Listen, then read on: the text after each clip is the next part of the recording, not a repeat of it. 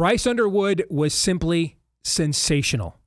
Next on this week's episode of Michigan Podcast. But there's going to be one team that's going to play solely as a team. No man is more important than the team. No coach is more important than the team. The team, the team, the team. Looks deep for Anthony Clark. Waits for it. Hit. Caught. Hey, they said you can't be Ohio State. Now what? Brady gets terrific. Throws it. Get it. Touchdown. Knight again. Schultz just before Brazil got him. And a leaping interception by Woodson. Harbaugh back to throw over the middle. Caught by Collier at the 5 on his feet. Touchdown, Michigan. On its way. It's good. He's 5'7", 179 pounds, a junior at Michigan. But Jamie Morris packs a wallop, and he delivers for Bo Schembechler. And here's your first play. Pressure coming. Sack. It is Glenn Steele, number 81, who fought his way through the traffic. Option. And Robinson calls his own number, and he's going to score. Oh, an easy touchdown for Robinson and Michigan.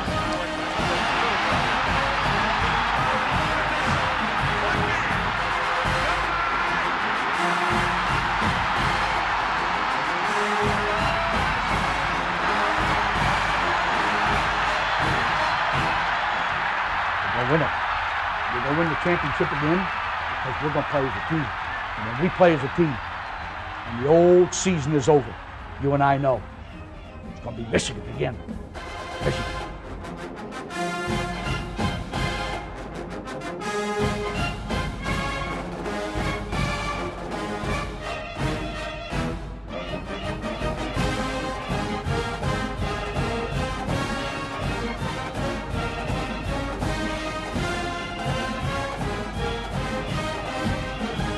Go Blue, I'm Steve Deace. Welcome to this week's episode of Michigan Podcast. And of course, the Wolverines open up with an okay, a couple plays here or there, and it would have been the kind of blowout you were hoping for. But an overall okay effort against New Mexico, who I thought played tough and gritty. I respect how hard they played, and they didn't back down, so good on them. But to the story of the game, without question, was the debut of Bryce Underwood. And I listened to several podcasts before I recorded ours this week that have former Michigan football players on them. Just to see, all right, man, am I fanboying this? And even these guys were like, bro. Because the level of poise, the level of polish was extraordinary. Just as I did in the spring game, I charted all 34 of Bryce Underwood's dropbacks. I had 25 pluses and 9 minuses, and that's being a tough grader. I had one of his completions as a minus because I thought it was an inaccurate pass. The first two series, Michigan runs tempo, Michigan runs spread, Michigan runs RPO, Michigan runs traditional Harbaugh era Michigan man ball duo. 4 profoundly different looks in the first two series, with a young man who was just eligible to register for selective service and register to vote for the first time about 2.5 weeks ago in front of 109,000 people on national television. That's just insane. The ball placement, insane. The touch on the ball, the velocity on the ball, the arm talent displayed, insane. We didn't even see what he could do for the most part with his legs. We did roll him out quite a few times to move the pocket. But we never really got a chance to see him running the football as an offensive weapon, and nor should we in that game. My guess is you're going to see it more on Saturday night against Oklahoma. More on that here in a second. But, folks, I mean, it's been, I think, something like 21 games since Michigan's had a quarterback throw for over 250 yards. Michigan's 452 yards of offense was the most it's had in a game since Michigan State, a 49-0 win. October 23rd of 2023. 200 yards rushing, 200 yards passing. That's the old Lloyd Carr game plan to get both of those with balance.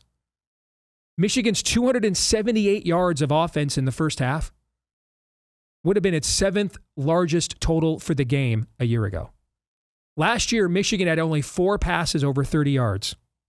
4 pass completions over 30 yards the entire season. They had 2 on Saturday night. I just don't know how you could be any more impressed. And clearly Michigan was sending a message. One of the big messages, 3rd and 14, you're in a tailspin.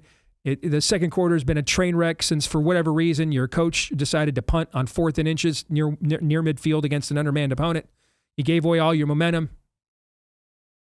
But you get it right back because you let the youngster throw the ball down the field with the dagger, and that was a dagger. 39-yard game, Michigan goes down there and scores, never looks back. See, that's what a great quarterback does, man. He is one play away from reestablishing your momentum in the game. It was just a truly remarkable performance.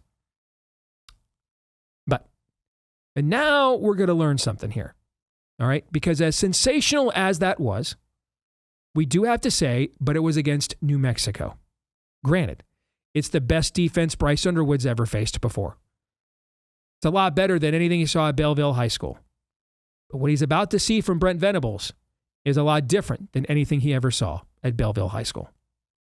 How does he adjust against one of the top defensive coordinators in the country, a guy who's probably coaching for his job? This might be the swing game for all of Oklahoma's season. When you see what's left on their schedule, one of the toughest, if not the toughest schedules in the country, they need this one bad. Their fans want it bad. Venables needs it bad. Whatever is left in his bag as a DC, Bryce Underwood is going to see it on Saturday night. And now this is where we find out. Is he a precocious, solid freshman quarterback that you can still win a lot of games with and has a bright future? I think of Matt Stafford. He was a young 18 his freshman year when he started in Georgia back in the day. Or is he him?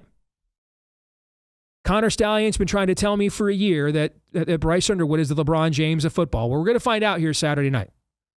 Because if you go into that environment against a program of that stature, Michigan's never played them there before. These two titans of college football have never played in a campus environment before.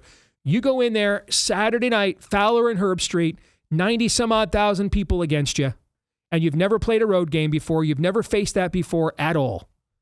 You're going to see things defensively you've never seen before at all. If you go in there and look anything remotely as poised and as sharp in that environment as Bryce Underwood did this Saturday, this is now where it's like, okay, we have a very promising 5-star quarterback here. Drew Henson, kind of a prospect for Michigan. J.J. McCarthy, kind of prospect for Michigan to develop. These are going to be kind of growing pains, but it's going to be exciting to watch this happen. You go from that. That's where we are right now.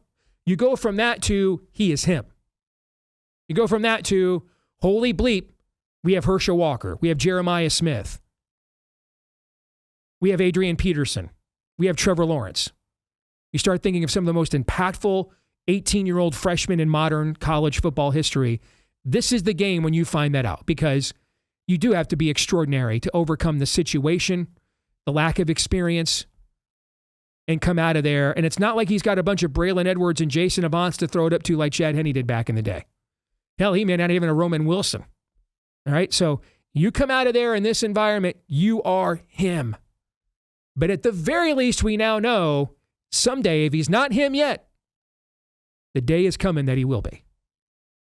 Folks, the best way to support us here at Michigan Podcast is to do so via our Patreon page, patreon.com/Michigan Podcast. We are posting picks there year round, whether it's Major League Baseball, whether it's college basketball, whether it's the NFL, and of course, college football. Our win total best bets, you would have gotten those, for example, before the market moved. About half the books in the last few days moved on Texas under 10.5 down to 9.5. If you were following us on Patreon when we posted that, you would have gotten that before that number moved, right? So we give you all kinds of great data and picks, PGA major picks as well. We've cashed 8 of the last 11 majors in professional golf. So if you want to support us on our Patreon page, it's just $10 a month there at patreon.com/Michigan Podcast. That's right, just $10 a month. Patreon.com/Michigan Podcast. That's patreon.com/Michigan Podcast. And thank you so very much if you're one of our supporters already. Well, let's see what maybe a slightly more objective observer has to think about Bryce Underwood's debut from Michigan on Saturday. Let's welcome in Mark Rogers. Check out his channel here on YouTube, The Voice of College Football. Good to see you, my one and only Buckeye friend. So, what did you think? Yes, it was only New Mexico. However, it's also the best defense that he's ever played before. It's a big jump up from Belleville High School to New Mexico. That's number one. Number two, you can't do much better against the caliber of competition that he faced, I think, as a rookie. And number three, though, things are going to get much tougher against Brent Venables. As big of a jump as this was from Belleville High School. From Belleville to Brent Venables, even bigger. And he's going to see all kinds of defenses and packages he's probably never seen before, except for what Wink Martindale probably threw at him in practice most days during camp. So what did you think of Bryce's debut, Mark? Yeah, at this point, Steve, everyone has looked at the stats, 21 of 31, over 250 yards passing. So in going through the 31 pass attempts, I'm seeing 7 poor passes or poor decisions, which really isn't that high. He looked confident. He looked poised. He looked smooth. You saw the arm talent. You saw the ability to throw on the run, even though he threw most of his poor passes while on the move, which is difficult for most quarterbacks to master. It looked really good. It looked really good. We could pick apart, again, the poor decisions he made and a few poor passes, but he did cut it loose a couple times, and that looked good. I was really impressed with that lollipop throw he threw back inside his own 5-yard line. That was right on the running back's fingertips. That was a beautiful touch pass, more than most touch passes we see thrown in college football. That was pretty remarkable. But as you say, it's a huge step up, not just in competition, but I think the biggest concern for Michigan fans would be, obviously, Brent Venables is just about as good as anybody who does this. And you know that he has been scheming, if not prior to week 1, because he had little to go on with Bryce Underwood. I'm sure he gathered as much high school tape as he could. And then also he's gone back into the laboratory to make things difficult on Bryce.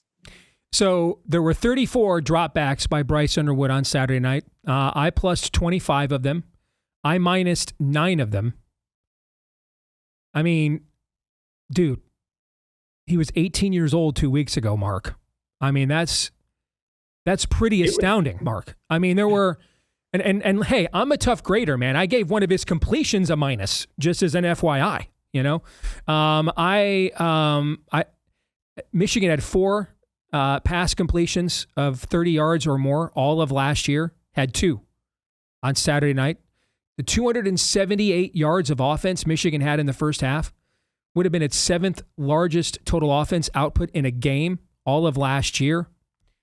The 452 yards of offense Michigan had on Saturday night was the most it had since it beat Michigan State 49-0 in 2023. It's the most yards a Michigan quarterback has thrown for. I think it was in 23 games. I mean, brother, this was quite a performance. And here's the thing I think what's even more impressive if you go back and watch it. There was no, because we don't have that receiver, frankly, there was no Chad Henne just as a freshman, throw it up, when in doubt, throw it up to Braylon, throw it up to 1. There was none of that. Everything was done. In fact, they had him on lockdown. There were no design quarterback runs. He did roll out a lot to move the pocket, but there was no runs. There was very little scrambling. It was clear they did not want to risk any injury or show a lot of that to Oklahoma, because you're talking about a guy that has Cam Newton-like size. He's not quite as fast, but he can book it. So I would imagine in this game, you're maybe going to see him run a little bit more. So this was all within the structure of the offense. I mean, in the first 2 series, they ran tempo, they ran spread, they ran RPO. Michigan has been one of the most RPO-averse programs in America the last 5 years. Harbaugh hates it, okay? So, because he wants control. He doesn't want the quarterback deciding the reads. He wants to decide the reads, all right? So they ran tempo, they ran RPO, they ran spread, and then they ran power and duo, traditional Michigan looks, all within the first 2 series with a kid who just became eligible to vote and just registered for the Secret Service a week and a half ago. I got to tell you, Mark, you and I watch a lot of college football, man. I've never seen that before. It was impressive when you put it in that light. Obviously, you've got more knowledge and understanding of the Michigan offense and what they've done in the past few years. But yeah, I'm right there with you with the 34 dropbacks. I just looked at the 31 passes and I saw 7 on him, and the other 24 were positive plays. He threw a ball to Nick Marsh that if he would have been looking, he probably would have caught in stride and maybe scored. That kind of split the zone there. That was a good decision by him, and that was a really well-thrown ball, a ball that a lot of quarterbacks don't throw because of the lack of anticipation, and he cut it loose, and it would have been a completion had the receiver been ready to go, but it was his first game too. And looks like Marlon Klein might be a security blanket. But to your point, nobody made any outstanding plays, nor did he have the confidence, and rightfully so, in any receiver to just say, hey, this is yours. I'm going to toss it up. You're going to have to win the one-on-one battle.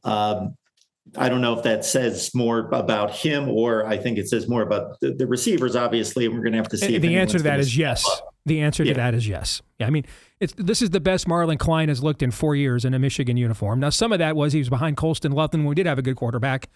Some of it was the quarterbacks we had last year when he was the number 1 tight end. I don't think it's a coincidence, though. Upgrade the quarterback and everything else gets upgraded to a point. You're right. There's a ceiling with the skill position talent there for sure. He's going to see things he's likely never seen before, something we don't know because we were not there. A lot of coaches, for every Steve Spurrier that wanted to put all those quarterbacks through hell, most coaches don't. Most coaches get mad when the defense in practice or in camp breaks up passes and things of that nature. They want to see it work. They want to develop, confidence, particularly with a young quarterback. I think it's important to see the ball go in the hoop, so to speak, and gain some confidence. So I have no idea how much they really let Wink come after him with various different looks and things of that nature. I don't know the answer. We may get that answer Saturday night when we see if he's got a deer in the headlights look, because he is going to see things. The jury's still out on how good of a head coach Brent Venables is, but he's one of the best defensive coordinators of his era. And it's not hyperbole to say his job could very well be on the line in this game on Saturday night. If they win this game, I think it changes the whole trajectory of the momentum for the program. If not, then Oklahoma fans with the AD retiring there are going to have the knives out. So whatever Brent Venables' best shot is as a defensive coordinator, Bryce Underwood's going to see it. And I think this is the game now we find out. Connor Stallion's been trying to tell me for a year that Bryce Underwood is the LeBron James of football. I think this is the game we find out. If he looks remotely as sharp in this environment, given everything we just said, then he might be. If he might also just turn out to be a great 5-star quarterback that got hot against New Mexico and came back to earth a little bit in game 2. We don't know.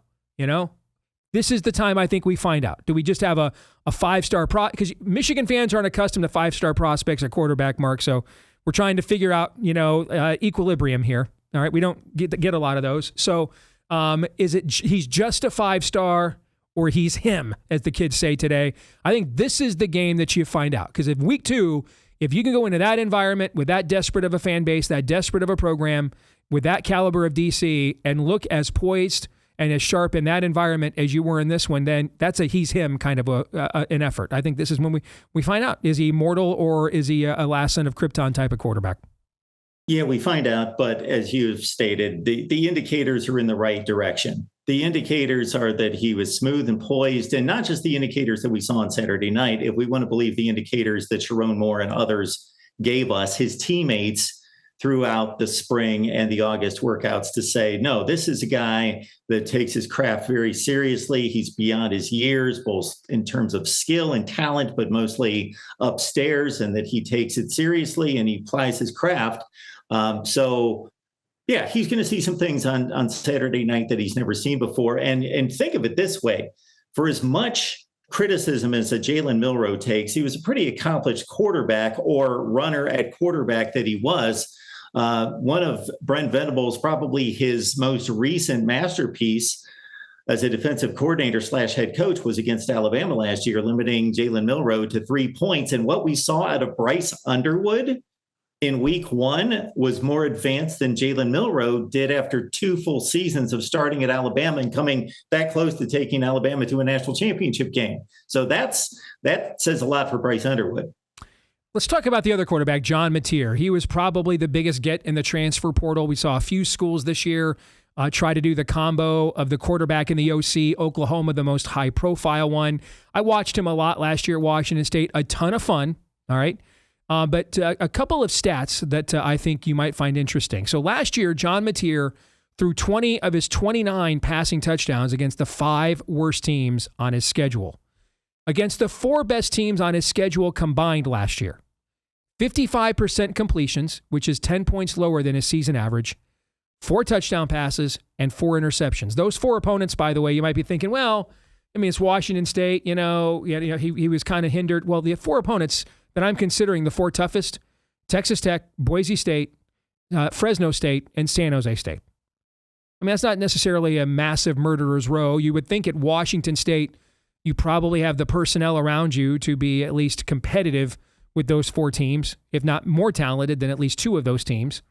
I'm going to be fascinated here because we're making a lot, and rightfully so, I just did, of Bryce seeing things he's never seen before. But Mark, so is John Mateer.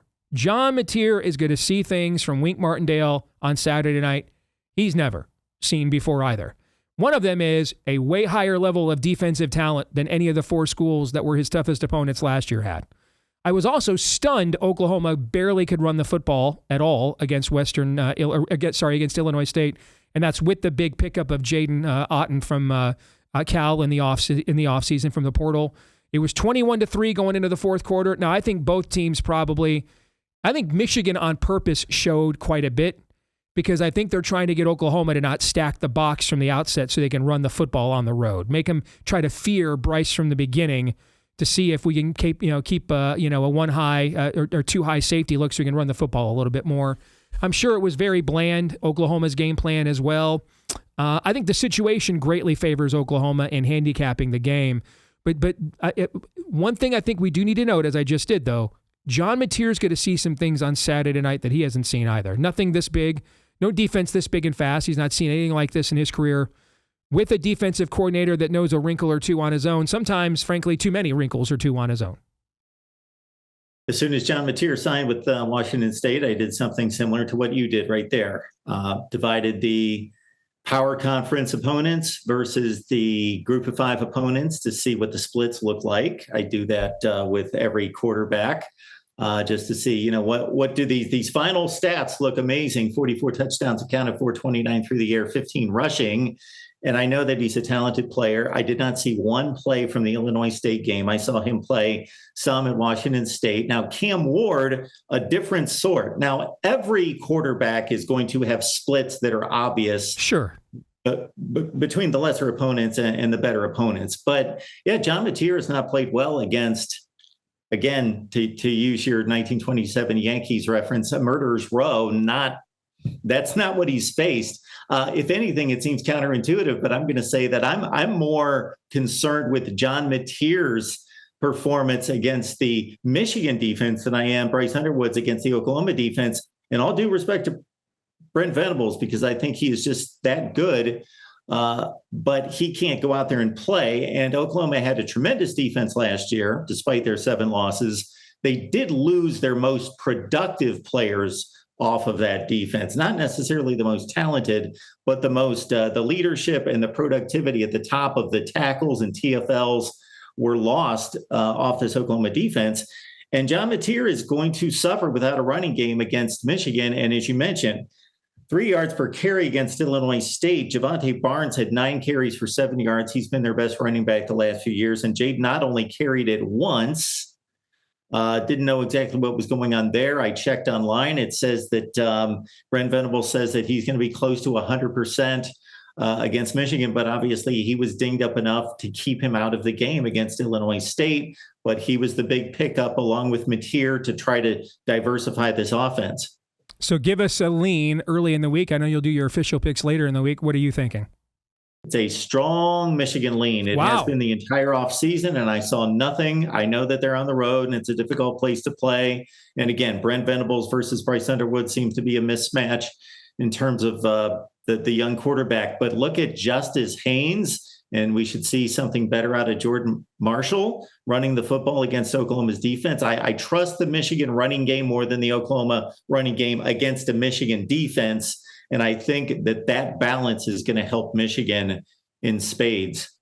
Yeah, I think Jordan Marshall knew he didn't have much of an offensive line, and going against a great Alabama front in that bowl game, just was making one cut and get as many yards as I can. I think he's going to have to learn to be a little bit more patient, let things develop, particularly the kind of offense they're running with RPOs and things of that nature. You're going to say less man ball, kind of Jim Harbaugh, kind of man-on-man blocking, more of his own blocking scheme, and just kind of learn to take a half a step, take a breath, rather than get the ball, get upfield. And that the major difference between him and Haynes was the patience that Justice Haynes had compared to Jordan Marshall. Real quick before we let you go. Your club had a huge win on Saturday. I liked Ohio State quite a bit in the game, but they did not win the way I thought. I mean, I thought in the end, one team could just throw it up to Jeremiah Smith when they wanted to, and the other team could not. What blew me away, and it wasn't like he was under constant pressure or anything. I don't know how to describe what happened with Arch Manning as anything other than a faceplant. His mechanics were awful most of the game. He was without pressure at all. He was slinging it sidearm, not stepping into throws. His stat line looked very Davis Warren against Ohio State going into the fourth quarter. In the first quarter, I counted there were 4 Arch Manning commercials, 5 completions. All right, not a good ratio.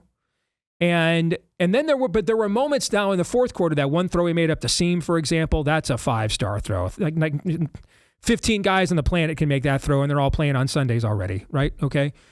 So clearly there were some things that scouts saw there, but that almost worries me more. I'd be less concerned if he was just kind of overrated because his last name is Manning, because then you could come up with a diminished game plan around him and still play to what he can do. When you see some of the wow stuff that he did do, that just tells me he got psyched out. And to me, I after preparing 30 months for that moment, he'd been in the Texas program, Mark, for 30 months with one of the best quarterback coaches alive on planet Earth. If I were a Texas fan, I'd be more worried that he got just psyched out right away than maybe he was overrated as a recruit, because that's what it looked like to me. It just looked like to me the moment was just too big for him, and he was aware of that. And I'd be more concerned about that. What did you think? Yeah, it did not seem like he got his clutch gene from one of his uncles and his mechanics gene from the other uncle and productivity, because, yeah, like you say, I am no quarterback guru by any stretch, but I watch a ton of football, and it was pretty apparent. Here's a guy that has the stature that he should be taking advantage of his height, and he's slinging it sidearm and missing like easy crossing routes that are right across his face. Guys coming across, and he's just sailing it because his mechanics are bad. And like you said, I think the last point that I made here, Steve, last week was Ohio State, for a quarterback that should be nervous and on edge, going to the shoe, playing a top team, the defending national champions with all that defensive talent and so forth. If they give him time to throw, and I'm not confident that Ohio State's going to have a great pass rush this year, and they didn't have one against him, I was concerned that he would get comfortable. Well, he should have gotten comfortable. He had time to pat the ball most of the time. They didn't have a great pass rush. When they did make a few plays on 3rd and 4th down, the last 2 drives to stop him, it's when they brought a linebacker or a safety a few times to try to generate a pass rush, and they got to him finally. But all those 30 pass attempts, he probably stood there and had plenty of time 25 times, and it looked awful. But like you say, I can think of 3 throws that looked good. The touchdown pass was reasonable. It wasn't any kind of amazing throw, but it was a good throw that led the receiver past the DB deep in the end zone. And then, he ripped it down the seam, and he also threw what I thought was the best ball of the day, was down the left sideline, where he split the corner and the safety was a split second late, and he dropped it in right between them. But those were in the final 2 drives of the game. He was bad. Ohio State beats a really good football team, a talented football team. So you got to take that win and say, hey, it means a lot, but they couldn't run the ball. They couldn't get pressure on Manning. I think their defense, again, is just so opportunistic, and something that some DNA they must have brought from last season was this team couldn't run the ball, and Texas ran the ball fairly well on Ohio State. But when it counted, Ohio State got the stops, and Texas couldn't run the football on them when it counted, vice versa. Even though Ohio State ran for less than 3 yards a carry, when they needed the 3rd and 2 or the 4th and 1, they could run it. And Julian's saying he had dropped 4 dropped passes against him. They protected him, and I don't mean in the pocket, but protected him from a play calling standpoint. Mm-hmm. And I thought he looked good based on what they allowed him to do. Not bad when you open up your season beating the number 1 team in the country and you didn't ask anything of your quarterback or get diddly squat from maybe the best football player in the world, and that's not playing in the NFL. That's a pretty good Saturday. Good to see you as always, Mark. Thank you. Thanks, Dave. Take care. This week's X poll results, we asked you who wins. 2/3 of you said Michigan, 67%, 33% Oklahoma. I think Oklahoma's going to win, and I think probably by more than a touchdown. Which brings us to our feedback of the week. Jacob Heminger says, we'll need to watch the Oklahoma game from this week, but them appearing to not be able to run the ball and stop the run stop the run great is a good sign. Oklahoma barely averaged 3 yards a carry against Illinois State, as you just heard Mark Rogers talk about. He says, I also think Marlon Klein will be able to work against their 3 high safeties a lot, so he should draw more linebacker coverage similar to what he scored his touchdown against. I think Hogan Hansen also makes a return at tight end. This game screams run game and tight end usage. I agree with that latter analysis. I do. This is a big moment. I mean, hey, if I had my druthers, I'd much rather win at Nebraska. That's the league game than this one. But this is the kind of moment like I opened up the show with. This is where we find out now if we just have our next J.J. McCarthy, which ain't a bad consolation prize, okay? Or do we have the number 1 overall pick in the draft in 3 years? This is the kind of moment where we find this out. Because if you are able to look that polished and poised in this environment against this guy and his defense, look out. Especially when you see how wide open the college football season already appears to be from a national championship standpoint, even just 1 week into the season. Well, don't forget to let us know what you think about what we think. You can like us, share this, comment here on YouTube and elsewhere, 5-star reviews on iTunes and elsewhere. Please help us to find more Michigan fans just like you, and you do that when you do those things. So thank you very much. You can also follow us in between episodes on X, at Michigan Podcast on X. That's at Michigan Podcast on X. Until next week, I'm Steve Deace. Go Blue.